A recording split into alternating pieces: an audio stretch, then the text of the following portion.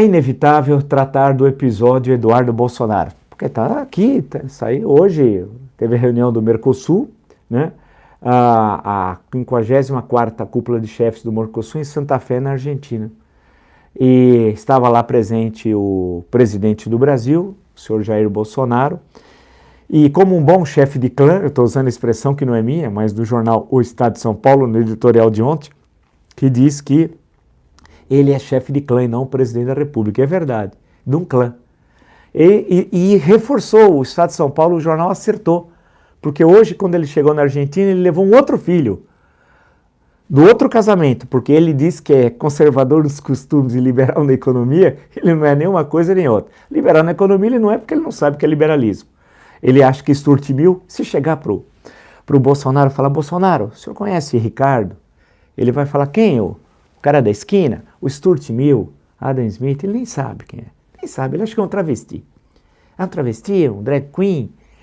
Stuart, ele não tem ideia do que seja. É o cara desse. Não tem ideia, que ele é marcado pela ignorância. Uma pessoa ignorante e que tem orgulho da ignorância. E o pior, que tem partidários dele, não todos, que muita gente acabou votando nele contra o PT, a maioria inclusive, mas tem gente partidária dele que acha: é legal, eu sou ignorante, e daí?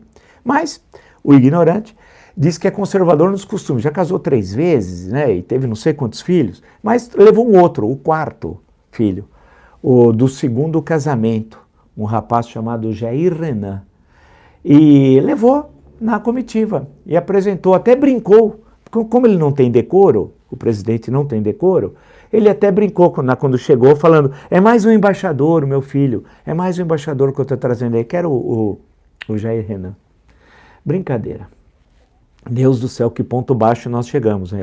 Você é mais jovem, não imagina que o Brasil era assim. O Brasil é assim, mas não vai continuar assim. Logo isso termina. Como eu brinco, lembrando o compositor popular: amanhã será outro dia, né? Disse ele, lá em Santa Fé, porque afinal todos protestaram, todas as pessoas que têm um mínimo de consciência protestaram contra a designação do Eduardo Bolsonaro, aquele que tem no currículo, primeiro, disse que tinha feito um curso de pós-graduação, que não é pós-graduação mesmo, um curso de especialização, era mentira, porque não completou a carga horária e sequer escreveu uma monografia, não é nem dissertação de mestrado, nada disso, né? Ele mentiu, né? Eduardo Bolsonaro mentiu. E também mentiu até sobre o hambúrguer, né? Que foram a lanchonete lá nos Estados Unidos e não tem hambúrguer, lá tem frango frito. Mas tudo bem. Era o currículo dele. Esse era o currículo. Olha que ponto nós chegamos. O que diria, ontem eu citei, vale a pena citá-lo outra vez, o primeiro embaixador, porque antes era uma alegação, depois virou uma embaixada, no começo do século passado. O que diria Joaquim Nabuco de saber que terá como o embaixador lá um cidadão como esse, que é um pobre coitado, né? Esse pobre coitado que, segundo o pai, rodou o mundo inteiro, expressões do pai. Ele era surfista. O que ele falou? Me mostre um artigo de jornal. Não vou dizer um ensaio, aí seria um exagero. E há um livro, isso daí é impossível, né? Que ele tenha feito sobre política externa. O que ele fez? É uma coisa assim inacreditável, não é verdade? Porém, o pai resolveu, o pai é nepotismo, é chefe de clã. É chefe de clã, é verdade. É um chefe de clã. E resolveu designar o Rapazola para o surfista, né, para embaixador. É uma coisa assim absurda. E disse o seguinte, quando questionado lá: se vocês pegarem de 2003 para cá, eu estou lendo literalmente o que ele diz, se vocês pegarem de 2003 para cá, os embaixadores que nós tivemos no Brasil, do Brasil nos Estados Unidos, fizeram de bom para nós. Ele escreveu, ele fala mal, né? Foi uma fala. Nada. Eu estou tentando interpretar o que ele quis dizer, vamos falar na língua de Camões. Ele quis dizer o seguinte, que todos os embaixadores, desde 2003 até hoje, nada fizeram pelo Brasil. Não trabalharam, não fizeram coisa alguma. É isso que ele quis dizer. Mas ele não sabe falar, porque o vocabulário dele tem no máximo 500 palavras. No máximo. Ele não consegue sequer falar. Ele é quase que um Australopithecus. Né? Não sei se o Australopithecus é melhor que ele, mas está ali, quase. Isso é um absurdo, é um desrespeito aos embaixadores. Onde já se viu um presidente da República se referir a embaixadores que, para chegar a ser embaixador nos Estados Unidos representando a República Federativa do Brasil, estudaram durante décadas, trabalharam pelo Brasil, viajaram pelo mundo, tiveram inúmeras experiências complicadas, de negociações comerciais para defender os interesses do Brasil, diplomáticas, questões de ordem militar, etc, etc, etc. Ele afirmar isso, com base no quê? No quê? Como que ele pode fazer essa afirmação? Dizendo que de 2003 para cá nada fizeram. E por que 2003? Ele resolveu pegar o início do governo Lula. Mas ele nem sabe quem eram os embaixadores. Na verdade, ele não sabe qual é a função do embaixador. Tanto que ele acha que o embaixador é uma relação entre famílias. Por que eu vou mandar o meu filho lá, disse ele? Porque ele é amigo do filho do Trump. Então, uma relação entre a família Bolsonaro e a família Trump. Ou ele imagina que é uma relação entre governos. O meu governo com o governo do Trump, diz ele. Não é nem uma relação entre famílias, nem entre governos, uma relação entre estados. Entre a República Federativa do Brasil e os Estados Unidos da América. Ele não entendeu até hoje o que é uma relação entre países, é uma relação entre estados. O estado fica, o governo passa. Isso que ele tem de entender. Ao fazer uma afirmação desse tipo, absolutamente equivocada, né, ele joga na lata do lixo o trabalho de 16 anos do Itamaraty. Hoje ele é o maior inimigo, e tem no Itamaraty o Ernesto Araújo, ministro das Relações Exteriores, o Beato Salu, como um homem que está destruindo o Itamaraty. Eu não sei o que vai acontecer depois da saída de Bolsonaro do governo, que sairá, ele, né, sairá. Porque não pense que isso daqui vai permanecer muito tempo, ele sairá. Ele está fazendo um trabalho de destruição do Estado brasileiro terrível. Assim como o PT fez, eles são iguais. Lula e Bolsonaro são iguais. Lula e Bolsonaro são iguais. Iguaizinhos. Iguaizinhos. Idênticos. Idênticos.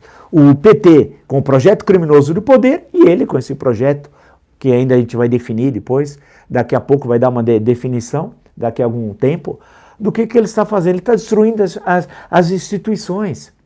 O que eles estão fazendo no meio ambiente, por exemplo, não vou me estender sobre isso hoje, é inacreditável. E em outras áreas, destruir o Ministério do Trabalho, criado pela Revolução de 30.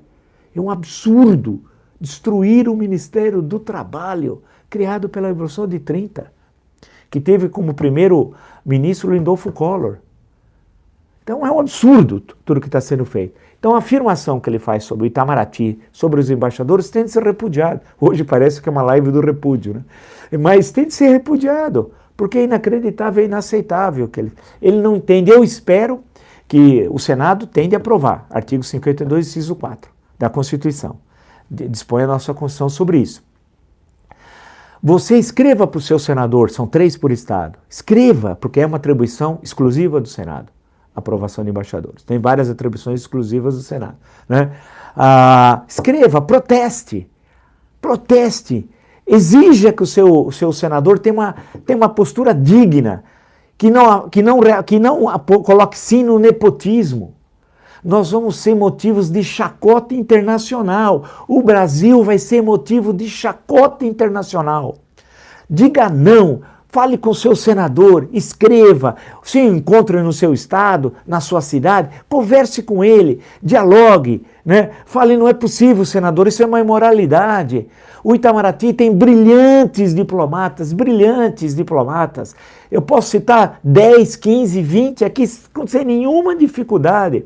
Hoje mesmo, na Bandeirantes, eu fui lembrando a ação, né, importante no caso eu estava me referindo a ministros, né, lembrando a ação do Barão do Rio Branco. O Itamaraty moderno, o Ministério das Relações Exteriores, nasceu com o Barão do Rio Branco, né? Ele foi ministro de 4 governos, de 1902 a 1912. Primeiro Rodrigues Alves, até 1906.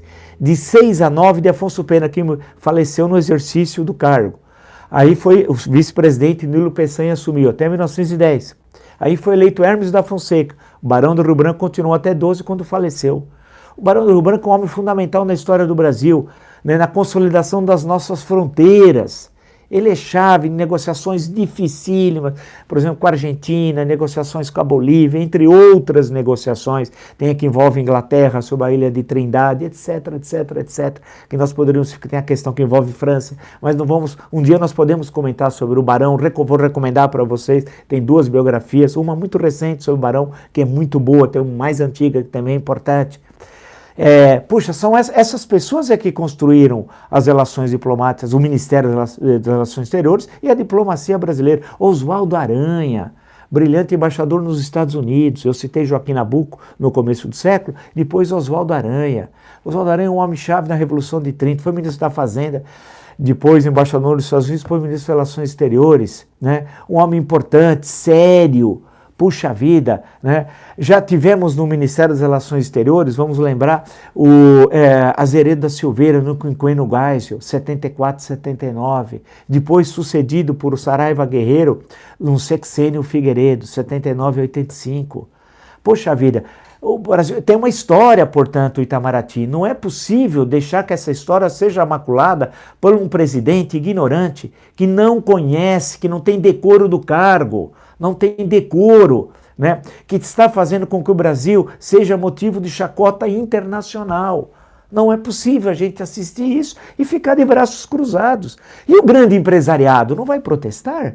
Porque relações comerciais são discutidas na Embaixada dos Estados Unidos. E o grande empresariado tem medo? Cadê? Cadê as grandes lideranças, a elite empresarial? Onde ela está? Onde ela está?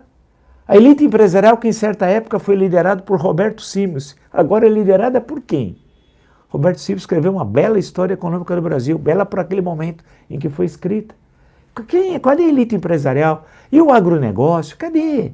E os industriais, comerciantes? Né? Cadê? O Brasil, é porque é mês de férias? Não dá, né? Temos de protestar. Eu farei uma campanha, eu vou escrever para os 3 senadores de São Paulo, com toda certeza. Vou escrever lá para o Major Olímpio, para Mara Gabrilli, para o José Serra, e vou querer que eles digam não ao nepotismo, não ao medíocre, e sim à respeitabilidade, sim ao Itamaraty, sim ao Brasil.